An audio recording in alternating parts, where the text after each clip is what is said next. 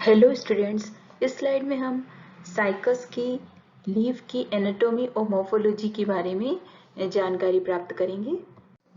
Cycas का plant dimorphic यानी कि द्विरूपी पत्तियां इसमें पाई जाती है। दो प्रकार की लीव्स साइकस में प्रेजेंट होती है। पहली होती है स्केली लीव्स जिन्हें शल्क पान कहते हैं और दूसरी होती है फोलियस लीव्स जिन्हें सामान्य पत्तियां कहा जाता है। स्केली लीव्स और फोलियस लीव्स एक दूसरे से अल्टरनेट क्रम में लगी रहती है। अब बात करते हैं स्केली लीव्स की। स्केली लीव्स या शल्क पत्र जो है वो छोटी ब्राउन कलर की और हैरी स्ट्रक्चर होता है। 5 से लेकर के 10 सेंटीमीटर तक ये चौड़ी होती है और ऊपर की तरफ ये नुकीली होती है, पिंटेड होती है।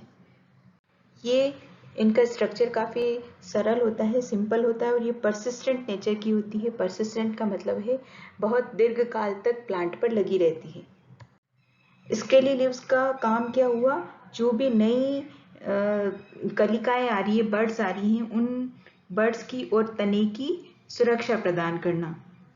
फॉलियज लीव्स की तुलना में स्केली लीव्स संख्या में कम होती हैं और इन्हें कैटाफिल भी कहा जाता है। ये डायग्राम फोलियज लीव्स या सामान्य पर्ण का है। फोलियज लीव्स एवरग्रीन होती है, हमेशा ग्रीन बनी रहती हैं और जब ये यंग होती हैं तो ये सार्सिनेट वर्निनेशन इनका पाया जाता है, मतलब कि विन्यासित होती है, अंदर की तरफ ये मुड़ी रहती है। फोलियज लीव्स को एसिमेट्रिक लीव्स भी कहते हैं क्योंकि प्लांट के लिए फोटोसिंथेटिक प्रोसेस जो होता है वो प्रोसेस इन्हीं फोलियज लीव्स में कंप्लीट होता है। Foliage leaves are large, pinnately compound. Foliage leaves form a crown at the top of the stem. Every leaf has 80 to 100 pairs of leaflets. प्रत्येक foliage leaf में 80 से 100 तक पेयर्स में leaflet लगे रहते हैं दोनों तरफ, इसीलिए इसे कंपाउंड लीफ भी कहा जाता है। इसकी लंबाई 1 से लेकर के 3 सेंटीमीटर तक लंबी हो सकती है। इस डायग्राम में आप लीफलेट के 3 मुख्य भाग देख सकते हैं। पहला भाग है पर्णवृंत जिसे पिट्यूल कहते हैं, दूसरा है पिच्चाक्स जिसे रेचिस कहा जाता है और तीसरा पार्ट है लीफलेट्स या पर्णक। और इस पूरे लीफ स्ट्रक्चर को हम संयुक्त पर्ण कहते हैं, कंपाउंड पिनेट ऑफ साइकस। पहले पार्ट पिट्यूल या पर्णवृंत की हम बात करते हैं तो पिट्यूल क्या है, पिच्चाक्स या रेचिस का सबसे बेजल पार्ट है, सबसे आधारी भाग होता है पिट्यूल, जिसके द्वारा यह अपने स्टेम से जुड़ी रहती है। पिट्यूल वाले रीजन पर जो लीफलेट्स हैं वो स्पाइंस में लगी रहती है। लीफलेट फुली डेवलप नहीं होती है, वो केवल कांटों के रूप में ही शो होती है। स्लाइड में आप पिट्यूल को आसानी से देख पा रहे हैं। ये देखिए बेजल पार्ट है लीफ का और यहाँ पर काफी संख्या में छोटे छोटे स्पाइंस लगे हुए हैं पिट्यूल पर। पिच्चाक्स या रेचिस, तो जो रेचिस है वो देखिए बिल्कुल मिड वाला रीजन है, इसे हम रेचिस कहते हैं। और रेचिस बाइकॉन्वेक्स स्ट्रक्चर है, काफी थिक होता है, टफ होता है, इसकी वुड जो है वो भी काफी टफ होती है और लेदरी स्ट्रक्चर चर्मिल नेचर का होता है। तो ये जो बीच का रीजन है इसे हम रेचिस बोलते हैं और इसी रेचिस पर सारी जो लीफलेट्स हैं वो लगी रहती हैं। अब बात करते हैं लीफलेट या पर्णक की। तो रेचिस पर लीफलेट्स लगी रहती हैं। प्रारंभ में ये लीफलेट्स काफी कम होती है, लेकिन जो जो प्लांट या लीफ की एज बढ़ती जाती है लीफलेट्स की संख्या इस पर बढ़ती जाती है और अलग अलग स्पीशीज में इन लीफलेट्स की पेयर्स जो है लीफलेट्स की वो अलग अलग पाए जाते हैं। 50 से लेकर के 100 तक अलग अलग स्पीशीज में लीफलेट के पेयर्स प्रेजेंट होते हैं। इस लीफलेट की बात करते तो एक लीफलेट के बीच में मिडरिब या मध्य शिरा पाई जाती है। इसका आगे का जो लीफलेट का आगे का सिरा है वो काफी संकरा होता है, पॉइंटेड होता है।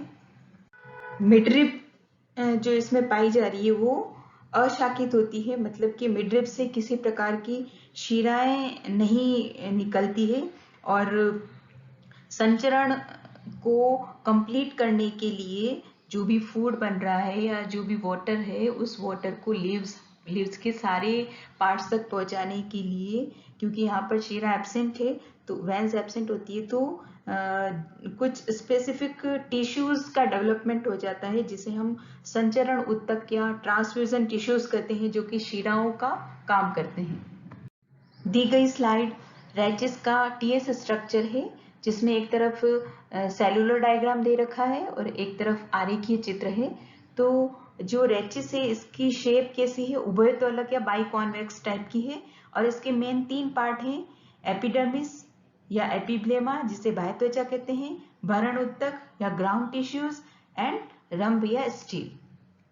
सबसे पहले बात करते हैं बाह्य त्वचा की। बाह्य त्वचा सिंगल लेयर्ड सेल से बनी रहती है और इस पर मोटी क्यूटीन का डेवलपमेंट होता है, क्यूटीन पाई जाती है इसकी बाहर की तरफ, और इसके साथ ही इसमें धसे हुए स्टोमेटा या रंध्र पाए जाते हैं। इस प्रकार के जो रंध्र होते हैं जो कि एपिडर्मिस के अंदर धसे रहते हैं, इस प्रकार के रंध्र को उभय रंध्री या एम्फीस्टोमेटिक स्टेज कहा जाता है। एपिब्लेमा के बाद में जो लेयर होती है जिसे हम अधस त्वचा हाइपोडर्मिस कहते हैं, यह मोटी भित्ति वाली स्क्लेरेनकाइमेटस या दृढ़ोत की कोशिकाओं की बनी होती है, जिसमें कि क्लोरोफिल प्रेजेंट होता है, और क्लोरोफिल की उपस्थिति के कारण ये हमें ग्रीन कलर की दिखाई देती है। ग्राउंड टिश्यूज या भरण उत्तक में बहुत सारी म्यूसिलेज कैनाल्स पाई जाती हैं, और इसी ग्राउंड टिश्यू में वेस्कुलर बंडल्स बिखरे रहते हैं। वेस्कुलर बंडल्स, ग्राउंड टिश्यूज में वेस्कुलर बंडल्स जो हैं वो ओमेगा की शेप के लिए रहते हैं, मतलब ओमेगा की शेप की तरह वेस्कुलर बंडल्स ग्राउंड टिश्यूज में लगे रहते हैं। वेस्कुलर बंडल्स पर बंडल शीट पाई जाती है। आप देखिए सेलुलर डायग्राम में दिखाई दे रहा है कि कैसे वेस्कुलर बंडल्स की चारों तरफ बंडल शीट प्रेजेंट है, जो कि एक जीरोफाइटिक कैरेक्टर होता है। इस बंडल शीट में कैल्शियम ऑक्सलेट के क्रिस्टल्स प्रेजेंट होते हैं। प्रत्येक वेस्कुलर बंडल संयुक्त समपार्श्विक, कॉन्जॉइंट, कोलैटरल और ओपन टाइप का होता है। रेचिस में 2 प्रकार की संवहन पुल पाए जाते हैं। इस संवहन पुल में 2 प्रकार के जाइलम पाए जाते हैं।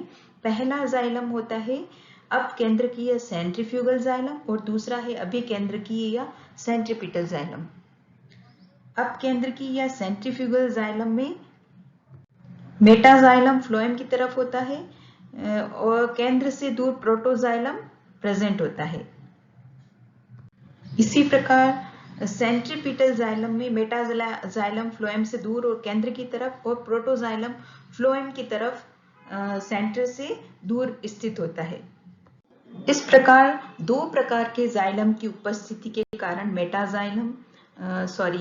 सेंट्रीपिटल जाइलम और सेंट्रीफ्यूगल जाइलम की प्रेजेंस के कारण ही जो जाइलम है उसको हम डिप्लोजाइलिक कंडीशन कहते हैं, और डिप्लोजाइलिक वेस्कुलर बंडल्स का होना साइकस के रेचिस का एक विशिष्ट लक्षण है।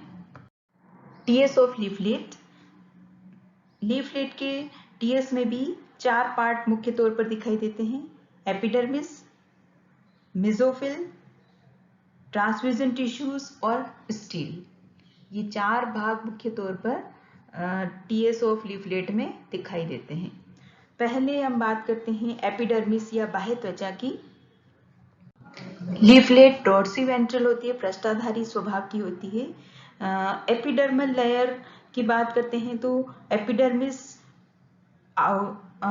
ऊपर वाली एपिडर्मिस और नीचे वाली एपिडर्मिस, दोनों ही एपिडर्मिस जो हैं वो क्यूटिकल से घिरी रहती है, और ये जो क्यूटिकल है वो जगह लोअर एपिडर्मिस में जो क्यूटिकल है वो जगह जगह पोर्स बने रहते हैं, जहाँ पर कि स्टोमेटा प्रेजेंट होते हैं, केवल लोअर एपिडर्मिस में ही स्टोमेटा प्रेजेंट होते हैं।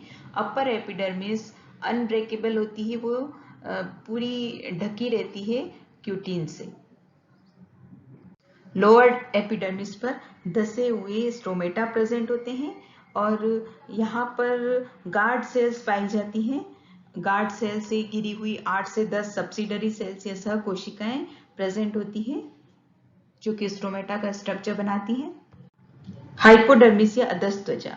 हाइपोडर्मिस दृढ़ोत्तकी कोशिकाओं या स्क्लेरेन काइमेटस कोशिकाओं की बनी होती हैं और जहां पर स्टोमेटा प्रेजेंट होते हैं केवल वहां पर हाइपोडर्मिस एब्सेंट होती है। ये देखिए, आप देख पा रहे हैं डायग्राम में, जहां ये स्टोमेटा है वहीं पर हाइपोडर्मिस, ये जो लाइन वाली संरचनाएं हैं, ये संरचनाएं यहाँ पर एब्सेंट है दोनों तरफ। बाकी सभी जगह हाइपोडर्मिस लेयर पाई जा रही है। हाइपोडर्मिस लेयर के बाद में ही मेसोफिल। मेसोफिल मुख्य तौर पर दो पार्ट में डिवाइड होती है। पहला है खंभ उत्तक या पैलासिड टिश्यूज और second one is spongy tissues और स्पंजी उत्तक। पहले हम बात करते हैं पैलासिड टिश्यूज या खंभ उत्तक की। लीफलेट के मिडरिब रीजन में या मध्य शिरा में के क्षेत्र में खंभ उत्तक या पैलासिड टिश्यूज पाए जाते हैं। ये पैलासिड टिश्यूज प्रकाश संश्लेषण का काम करते हैं क्योंकि इन पैलासिड टिश्यूज में बहुत ज्यादा मात्रा में फोटोसिंथेटिक पिगमेंट्स पाए जाते हैं, क्लोरोफिल पाया जाता है। इन कोशिकाओं में किसी प्रकार का इंट्रासेल्युलर स्पेस नहीं पाया जाता है। देखिए ये किस तरीके से लंबी लंबी सेल्स हैं जिनमें बहुत ज्यादा मात्रा में क्लोरोफिल प्रेजेंट है जो कि प्लांट के लिए फोटोसिंथेटिक एक्शन करती है। Spongy tissue. Spongy tissue lower epidermis जो है वहां पाई जाती है जहां पर लोअर एपिडर्मिस प्रेजेंट है। देखिए लोअर एपिडर्मिस और हाइपोडर्मिस है, इसके जस्ट बाद में ये गोल गोल स्पॉन्जी टिश्यूज पाए जा रहे हैं। स्पॉन्जी टिश्यूज की सेल होती है। इन स्पॉन्जी टिश्यूज के बीच में इंट्रासेल्युलर या अंतराकोशिकीय स्पेस बहुत ज्यादा मात्रा में उपस्थित है। इनमें भी हरित लवक पाए जाते हैं और इंट्रासेल्युलर स्पेस होने के कारण ये प्रकाश संश्लेषण के साथ साथ एरेशन का काम भी प्लांट के लिए करती है। संचरण उत्तक या ट्रांसफ्यूजन टिश्यूज।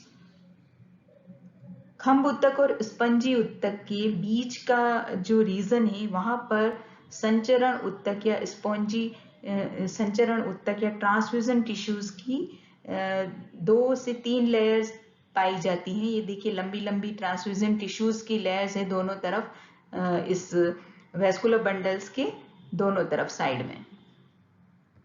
ट्रांसफ्यूजन टिश्यूज की सेल्स लंबी और रंगहीन होती है।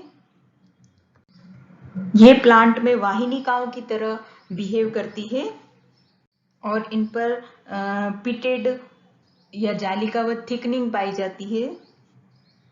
और इनका काम क्या है, जो लेटरल वेन्स हैं, मध्य शिरा के बाद में जो लेटरल वेन्स होती हैं वो लेटरल वेन्स या पार्श्व शिराओं का ये काम करती हैं।